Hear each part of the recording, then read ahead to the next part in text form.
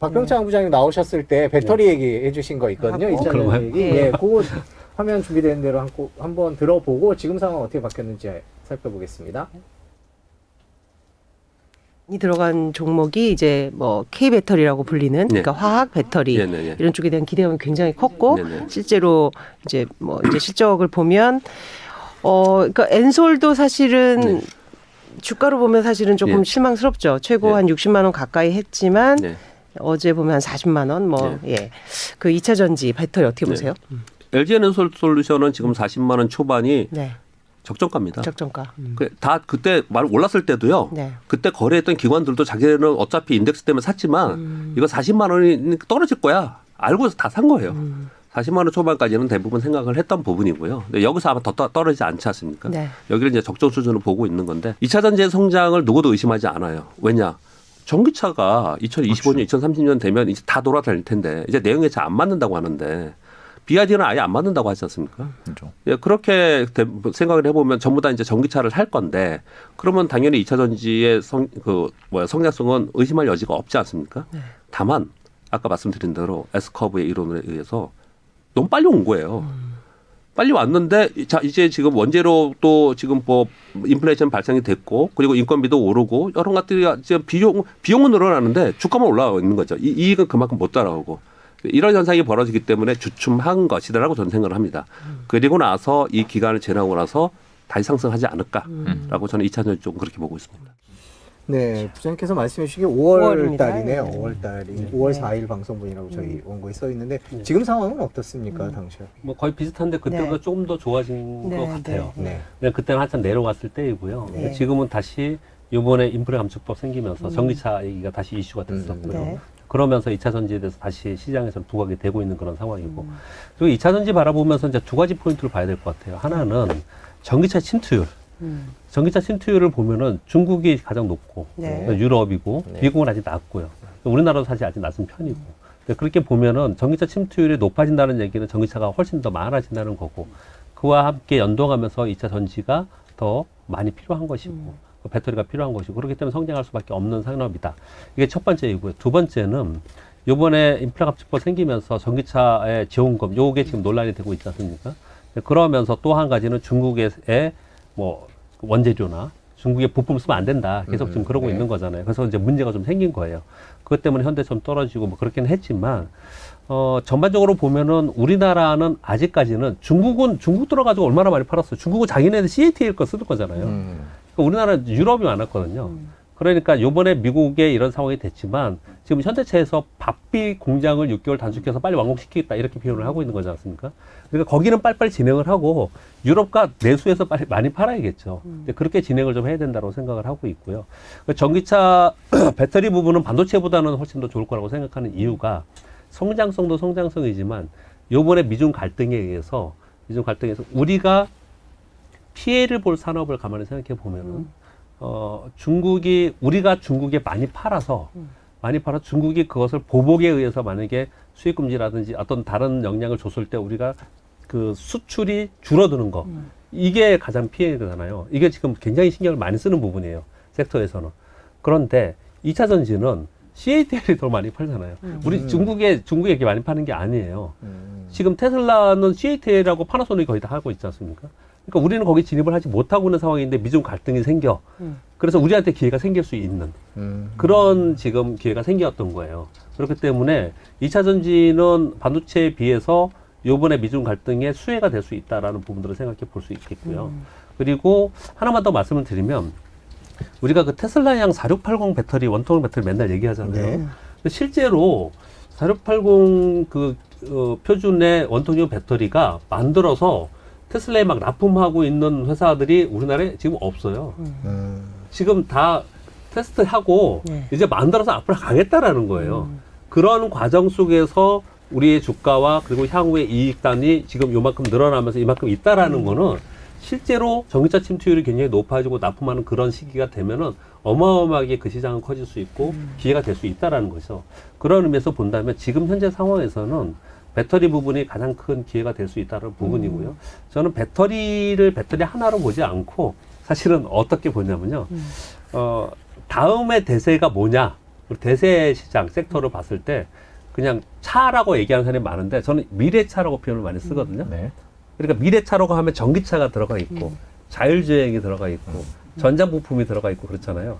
이게 핵심이 될 것 같아요. 왜 그러냐면은 제가 배터리 얘기하다 뜬금없이 딴 얘기 잠깐 드렸는데요. 내년도에 애플카가 나옵니다. 애플카 중국은 자기들이 만들었다고 자율주행차 만들었다고 하는데 우리 잘 안 믿잖아요. 지금은요. 애플카가 나오고 테슬라카도 나올 가능성이 굉장히 높아요. 물론 베타 버전이긴 하지만 그러면 분명히 이슈가 될 거고 거기에 들어가는 전자부품이 이슈가 될 것이고 그렇단 말이에요. 그래서 미래카는 우리 미래 모빌리티라고 얘기하는 그 범주 안에 전기차가 들어가 있고 배터리가 들어가 있거든요. 이거는 꽤 오랜 동안 전체 시장을 끌고 갈 수 있는 섹터이다라고 판단해 볼 수 있다. 그래서 괜찮을 거다라고 생각합니다. 그러니까 배터리뿐만 아니라 미래형 자동차, 뭐 자율주행차라든지 이런 것들이 이제 또 새롭게 이끌어가는 분야가 될 것이다 이렇게 말씀을 해주셨는데 저희가 오늘 내세운 제목이 유튜브 제목이 올가을엔 부자 되세요거든요. 자 그러면은 봄하고 여름이 너무 힘들었잖아요. 이제 가을은 수확의 계절인데 근데 2차 전지에 대한 투자 이런 것들은 어떤 식으로 이루어지면 좋을까요? 뭐 아까 엔솔 얘기도 해주시고 좀 이랬는데 어떤 식의 투자를 요즘에 움직임만 좀 말씀을 드리면 요즘에 포스코 케미칼이 제일 좋잖아요. 포스코 케미칼이 좋은 이유는 그 원재료를 어디죠? 호주하고 두 군데에서 미리 확보를 했다는 거예요. 광산 이 싸움이 될 거라는 거죠. 첫 번째. 그러게요. 이제 중국에 대한 의존도가 너무 높다는 얘기들이 중국 의존도에서 먼저 탈피한 곳들. 탈피한 곳이 이제 앞으로는 좋을 것이다. 지금 현재 이슈가 되고 있고 현재를 말씀드리면 그렇기 때문에 폐배터리 재활용 이게 지금 부각이 되고 있는 것이고 이제 그 싸움이 단기적으로는 될 거라고 생각이 들고요. 조금 더 길게 보면은 결국은 우리는 지금 얘기하고 있지 않지만 전고체 배터리.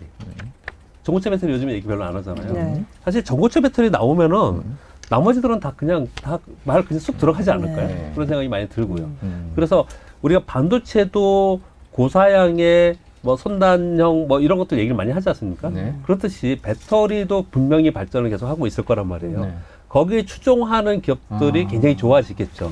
그 부분을 분명히 생각해야 될 것 같습니다. 정리해 보겠습니다. 그러면 기술력이 앞서가는 전고체 배터리 같은 곳이나 아니면 또 자원 확보, 원자재와 관련된 회사들인데 다변화된 곳. 본부장님, 그러면은 이제 이럴 때 저는 가끔 이런 생각할 때 전화드리고 싶은데 개인적으로 이제 ETF 투자나 이런 거를 하고 전 세계가 다 이제 전기 배터리의 원자재 그런 거 있죠. 뭐 그런 회사들로 이루어진 ETF들이 국내에서 많이 얘기가 되고 여기 댓글에도 김민님께서 2차 전지 관련된 2차 전지 ETF 관련된 건 엘라이님이 말씀해 주셨고 김민님은 2차 전지 관련 주식들은 오를 일밖에 없겠죠. 이 질문은 약간 좀 위험한 것 같고 2차 전지 ETF 얘기들이 많이 나오거든요. 그런 투자에 대해서는 어떻게 생각하십니까?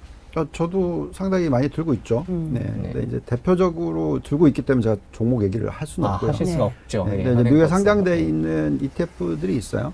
그리고 또 뭐 아시아 지역에도 상장되어 있는 것들이 있고요. 근데 저는 이제 지금 좀 큰 그림에서 좀 생각을 좀 해보셔야 될 게, 지금 우리나라 자동차 회사들에 대해서 좀 뭐 비관적으로 생각하시는 분들이 있을 수도 있어요. 왜냐하면 이번에 수출을 못하고 공장을 저기도 세워야 되고 이게 문제다라고 얘기를 하시는 분들이 있지만 저는 이거는 생각의 전환이 필요하다고 생각합니다. 우리나라 그 기업들 중에서 가장 노조가 센 산업이 어디 쪽인가요? 자동차죠. 대부분 다 자동차 아니면 뭐 조선 등등이잖아요. 근데 과거의 개솔린 자동차들의 평균적인 영업 마진율이 아무리 높아봐야 몇 프로 나오는지 아세요? 한 자릿수. 8%가 안 나와요. 거의 평균적으로 한 4% 나오면 많이 나온 겁니다. 대부분 그랬었어요. 근데 지금 테슬라 영업 마진율이 얼마인지 아세요? 30 가까이 나와요. 30% 넘고 40% 가요. 자, 그러면 우리가 공장을 미국에 세운다. 근데 전기차예요. 그 비용이 그렇게 많이 들어갈까요? 생각할 때? 저는 오히려 역발상 투자, 여기서 알교할 것도 없어요. 우리는 미국에 투자해야 돼요. 이 산업 자체가 미래지향적인 산업이기 때문에. 그래서 그렇게 본다면 당연히 2차 전지도 우리나라의 자동차들이 지금 아이오닉 5가 1등인 거 아시죠? 전기차 시장에서, 미국에서. 그만큼 각광을 받고 있어요. 심지어 저희 아들이 보통 우리가 옛날에 우리가 미국에 유학을 가면 외제차 사지 한국 차 안 사잖아요. 근데 요즘에는 미국에 유학 가서 한국 차 사겠다라는 한국 사람들이 많아요. 그만큼 좋단 말이죠. 그 퀄리티가. 그러면 당연히 우리가 생각할 때는 전기차, 거기에 들어가는 배터리 다 한국 거를 투자를 할 만한 가치가 있는 거죠. 근데 말씀하신 거에 그 아이오닉 5가 이렇게 인정을 받고 있는데 이번에 인플레 감축법에 이 아이오닉 5 기아 EV6 이제 보조금에서 제외된다 이 우려가 굉장히 커서 시장도 좀 출렁했잖아요. 이 부분은 가격 경쟁력에 좀 타격을 주지 않을까요? 주기야 하겠죠. 네. 근데 이제 결국은 우리가 지향하는 게 네. 옛날 같았으면 가격 경쟁력으로 파는 거잖아요. 그래서 우리나라 자동차가 옛날에 처음에는 힘들었죠. 네. 근데 그게 완전히 바뀌었던 게 2008년부터 바뀌었단 말이죠. 카 오브 더 이어가 되면서 그건 이제 가격 경쟁력에서 경쟁을 하는 게 아니라 퀄리티 경쟁을 하는 거죠. 근데 지금 전기차가 그 퀄리티 경쟁에서 제가 볼 때는 당연히 테슬라하고 비교해 봤었을 때도 심지어 그만큼 경쟁력이 있다라는 나쁘지 얘기죠. 않다. 인플레 감축법 때문에 전기차 세액공제 대상에서 뭐 제외돼서 이런 얘기들이 좀 있는데 박봉창 부장님은 어떻게 보세요? 이게 뭐 현대차나 기아차 입장에서는 좋은 소식은 아닌 것 같긴 한데. 그렇죠. 단기적으로 영향이 있을 거라고 생각은 합니다. 당연히 영향이 있을 거라고 생각하고요. 그래서 완정차들은 그동안에 먼저 올랐었어요. 그랬다가 못 오르고 있다. 요거 그것 때문에 좀 빠졌다. 약간 반등 주고 이제 그러고 있는 상황이라서 한동안은 일단 주도주로 나서긴 그렇고 좀 애매하고요. 네.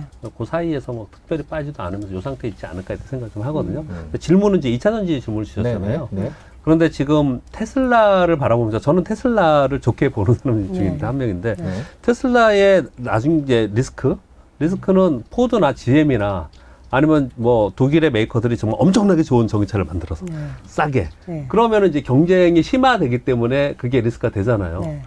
근데 물론 뭐 선점의 효과가 있었고 충성도 있는 고객이 있으니까 탄탄하게 가긴 하겠지만 그게 리스크라고 생각하는데 테슬라를 좋게 보는 이유는 테슬라는 그것만이 아니고 자율주행도 하고 심어 로봇도 하고 그리고 뭐 우주항공도 하고 그러니까 성장성을 바라보고 계속 가는 거잖아요.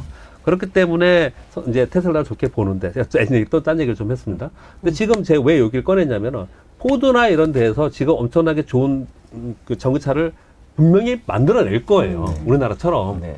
그럼 전통적인 자동차 메이커들이 그거 못하겠어요? 분명히 만들어낼 거 아닙니까? 근데 우리나라의 2차 전지 배터리 기업들이 지금 그들하고 합작사도 만들고 공장도 짓고 미국에 지금 13개 공장 짓는데 14개 공장 중에서 11개가 우리나라 기업이에요. 미국에 짓고 있는 게. 그러니까 우리나라 기업의 2차 전지에는 좀 어마어마한 기회가 있기 때문에 가 있는 거거든요. 아주 복잡하게 생각할 필요 없이 이렇게 생각하면 될 것 같아요. 지금 경기 둔화되고 경기 침체 얘기를 하면서 전 세계 기업들이 거의 대부분이 감원, 라인 증설하던가 수도, 감축 이 얘기를 하고 있잖아요. 네. 그런데 증설한다든지 인원을 더 뽑는다든지 하는 섹터나 기업이 있다면 그것은 그만큼 수요가 있고 좋기 때문에 하는 거잖아요. 그런 데가 지금 어디 있습니까? 2차 전지에 있는 거잖아요. 그래서 그만큼 기회가 있다고 저는 생각합니다. 네. 그 아무래도 2차 전지가 그럼 미중 갈등에서는 좀 우리나라 2차 전지 사업이 미중 갈등에서 조금 반도체보다는 자유롭다 이렇게 봐도 될까요? 좀 조심스럽긴 하지만. 조심스럽죠. 아까 염희사님 말씀 주셨고 제가 한번 살짝 끼어들까 했었는데 네. 어떤 걸 저는 했으면 좋겠냐면 저는 뭐 일개 질권의 직원이지만 우리가 반도체는 세잖아요. 미국이 반도체 약간 갑으로 입김이 있을 수도 있잖아요. 그러면 중국하고 미중 갈등 속에서 우리가 반도체를 주면서 자동차, 전기차 부분을 협상할 여지가 있는 거잖아요. 우리한테 그런 것들을 지금 이제 시작을 했기 때문에 아직 얘기가 없지만 그런 걸 해내야 되지 않을까? 아까 그런 식으로 얘기를 하는 말씀 주신 거예요. 그렇죠. 그걸 해내야 된다고 생각을 합니다. 외교나 산업, 이게 통상 쪽에서 사실 우리가 활용할 수 있는 카드가 충분히 있기 때문에 그런 부분에. 아니, 이동 본부장님은 그렇죠라고 말씀하시는데 협상이 그런 식으로 진행될 가능성도 있나요? 어떻게 보세요? 아니 솔직히 요번에 전기차 딱 제안하면서 그래도 우방인데 우리는 이렇게 껴주지 않을까 이런 생각을 했는데 좀 약간 그래서 실망스러웠다는 목소리들도 좀 있었던 것 같아요. 그러니까 뭐 실망은 할 수 있겠죠. 그렇지만 결론적으로 저희가 자동차 산업이든 반도체 산업이든 중국에서 돈을 많이 벌었다라고 생각을 할 수는 있겠으나 뭐 우리가 예를 들어서 핸드폰 진출했다가 시장 점유율 기술력 다 뺏기고 시장 점유율 0%로 가고 그런 걸 겪느니 미국 쪽에서 원하는 걸 들어주고 그쪽에 시장 점유율 계속 유지해가 나가는 게 거의 100배의 훨씬 효과가 있겠죠. 그래서 저는 어떤 악조건이 다다랐을 때 이걸 어떻게 헤쳐나가냐가 중요한 거 아니겠습니까? 지금 말씀하신 게 너무 좋은 말씀이잖아요. 이걸 우리가 내주면 뭔가 좀 얻어내야죠. 계속 그냥 들어주기만 하는 것도 또 아닌 거고. 그렇죠? 그래서 좀 협상을 좀 잘했으면 좋겠다. 뭐 이번에 딱 그 저기 커런시 스왑, 그러니까 환율 좀 미리미리 좀 하지. 뭐 이런 그런 느낌이 있거든요. 그래서 그걸 좀 잘했으면 좋겠다라는 그런 안타까움은 있으니까 좀 잘해내기를 좀 바라고 있는 거죠. 지금 뭐 이제 뭐 막 나온 얘기니까요. 조금 뭐 변화가 있지 않을까. 그렇죠. 왜냐면 우리 통상당도 아마 고민을 하고 있을 겁니다. 그죠? 그럼요. 그 자연스럽게 전기차 얘기로 넘어왔는데 저희가 그러면 예전에 유동훈 본부장님께서 4월 달에 나오셨어요. 4월 달에 나오셔서 전기차 얘기를 한 게 있는데 그 내용 들어보고 지금 상황이 어떤지 또 한번 살펴보도록 하겠습니다. 반도체의 수요를 일으키는 산업 중에서 가장 큰 게 하나가 전기차죠. 이제는 열에 단 한 명도 없어요. 가솔린 차 사겠다는 사람이. 열에 10명이 다 전기차래. 그렇구나. 근데 딱 1년 전에는요. 10명 중에 전기차 사겠다는 사람이 한 사람. 네. 그때 두 좀 사람이었어요. 빠르다고 생각이 들었던 네. 것 같아요. 지금 안 느끼거든요. 그렇게. 그러니까 미국도 똑같을 거예요. 지금. 게다가 이제 텍사스 팩토리 나왔죠. 네. 베를린 팩토리 나왔죠. 여기에 이제 지금 상해가 지금 멈춰 있는데 이거는 이제 전 세계 세 개의 대표적인 지역에 다 있어. 생산 캐파가 늘어나. 그러면 뭐 많은 분들은 자꾸 테슬라가 문제가 있다고 생각하는 사람들도 있는데 그렇게 보이지가 않아요. 그리고 정말 중요하게 생각하셔야 되는 거는 전기차의 수요가 늘어나고 전기차의 시장 점유율이 늘어나면 늘수록 이것만큼 디플레이션 압력이 큰 산업은 없어요. 이게 무슨 얘기인지 한번 다시 한번 좀 전기차만큼 끊겨갖고 좀 설명을 해주셨으면 좋겠습니다. 아까 그 영업 마진율하고 똑같이 연결이 되는 거죠. 네. 좀 간단하게 얘기를 하면 그만큼 사람이 덜 필요하고 그러니까 기가 팩토리라는 것 자체가 보시면은 아예 그냥 공정을 다 보여주잖아요. 심지어 테슬라 이런 얘기를 하더라고요. 가져가라. 따라하려면 따라해라. 그러니까 그럼 이제 따라가겠죠. 그만큼 이 효율이 높아지는 거고. 그러니까 영업 마진율이 높아지겠죠. 그리고 부품이 들어가는 수도 뭐 거의 전체 가솔린 차 대비해서 거의 뭐 절반 이하라면서요. 그렇죠. 그러니까 그건 다 기본적으로 인플레이션을 낮춰주는 효과를 가지고 오는 거죠. 예, 그래서 저희는 이 산업이 계속적으로 발전을 할 거고 그런 부분들이 또 뭐 에너지의 효율성도 그렇고 뭐 모든 부분에 있어서 지금 이거는 우리가 지금 걱정하고 있는 이 인플레이션을 그 낮춰주는 효과를 장기적으로는 가져다 줄 거다라고 생각합니다.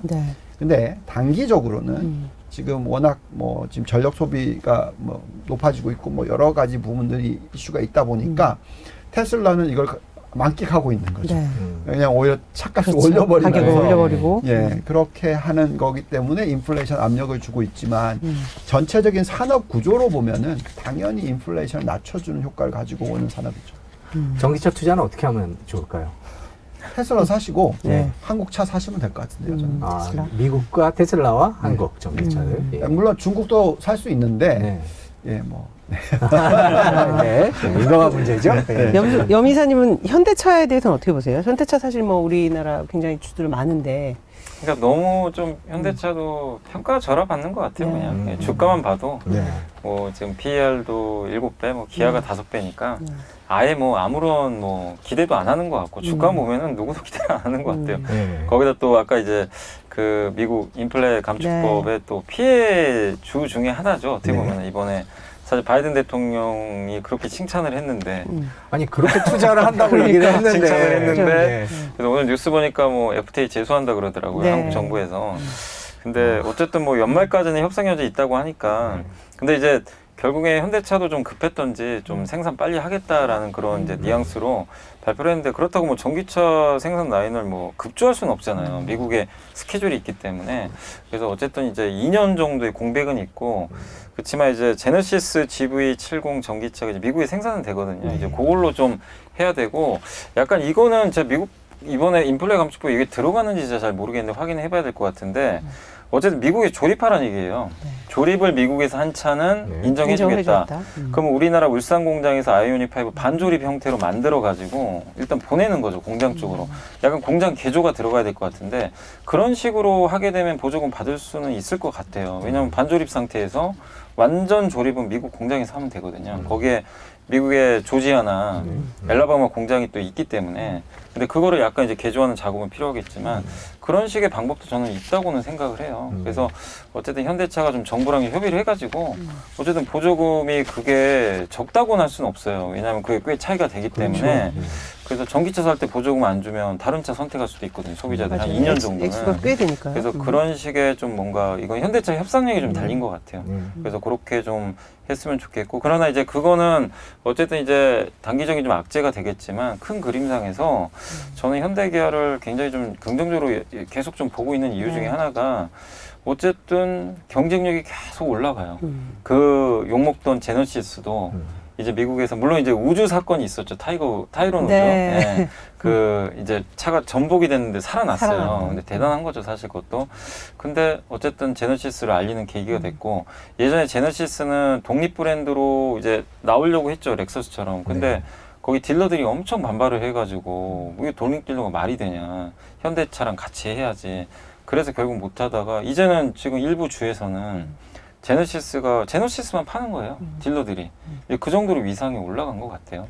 그래서 저는 현대 기아가 어쨌든 코로나19를 계기로 한 단계 더 도약을 했고 약간 이게 폄하하신 분들도 계세요. 뭐냐면 이번에 3위 했잖아요. 완성차 중에 전체 상반기에. 근데 그거 어부질이 아니냐. 왜냐면 그 다른 차들이 많이 못 만들었어요. 생산을 못했어요. 네, 생산. 뭐 물론 그것도 있지만 근데 오브질이도 실력은 저는 실력이라고 봐요. 그쵸. 그걸 현대차가 차지한 거 아니에요? 부수를 다른 데가. 거니까요. 그래서 그 기세를 전기차까지만 잘 이어주면 좋고, 근데 저는 이어갈 수 있다고 보는 게 좀 이거는 한국 입장에서는 좀 다행인 게 다행이라고 해야 될지 모르겠는데 폭스바겐하고 도요타가 좀 약간 삽질하는 것 같아요. 요즘에 좀 잘 못해요. ID3, ID4도 생각보다 이렇게 품질력이 좋은 것 같지도 않고 도요타는 뭐 거의 존재감도 없고 사실 전기차 내놓긴 했는데 뭐 리콜 들어온 것 같더라고요. 그러니까 이거는 한국 현대차가 드디어 그러니까 흔히 독일과 일본은 내연기관을 우리가 절대 따라잡을 수 없다라는 그런 이제 생각들을 많이 하잖아요. 기술 격차가 있으니까. 근데 전기차는 사실은 엔진이나 내연기관이 다 없어지고 사실은 이제 배터리, 그다음 플랫폼, 그걸 얼마나 또 모터를 잘 고동하고 주행거리 늘려주느냐 이 싸움인데 거기서 오히려 현대차가 지금 앞서는 것 같아요. 그래서 지금 사실은 BMW CEO도 그랬잖아요. 소비자들이 아직도 내연기관차 많이 원한다. 근데 저는 그거는 약간 앓는 소리 하는 것 같아요. 제가 봤을 때는. 왜냐면 전기차로 넘어갈 때 제일 지금 스트레스 받을 업체들은 전 독삼사들 같아요. 독삼사나 포르쉐 이런 기업들. 타이칸 뭐 타보신 분들도 있겠지만 주행거리가 좀 이렇게 길지가 않아요. 사실상. 그래서 한국한테는 이 전기차 시대로 넘어가는 게 기회인데 이거를 어쨌든 현대기아가 계속 잡아줘야 되겠죠. 관건은 그렇죠. 앞으로 잡느냐인데 근데 아직 시장은 그걸 인정 안 하는 것 같아요. 그래서 인정받으면 밸류는 올라갈 텐데 그 싸움인 것 같습니다. 앞으로 1, 2년은 계속 현대차가 그러니까 전기차 쪽에서 안쪽에서 현대차가 인정받을 수 있는 기회가 근데 지금 라인업들 보세요. 아이오닉 계속 6. 좋아질 거다 전 놀라운 게 이제 안 좋아서 전기차 전용 플랫폼을 단 차들이 계속 나오죠. 아이오닉 6, 기아 이제 EV 뭐 9인가요? 그것도 나오는 것 같고 지금 보면은 이번에 컨셉카도 나왔지만 너무 잘 만들어요. 디자인도 좋고. 근데 그 라인업들이 풍부해진다는 건 그만큼 팔 수 있는 카들이 많아진다는 얘기고 경쟁력이라고 저는 생각을 하거든요. 그리고 현대기아가 성공할 수 있다는 거 양산 능력은 이미 검증이 됐잖아요. 그리고 무엇보다 이제 그 아까 유동호 본부장님도 얘기해 주셨지만 원가가 일단 내연기관보다 훨씬 낮아요.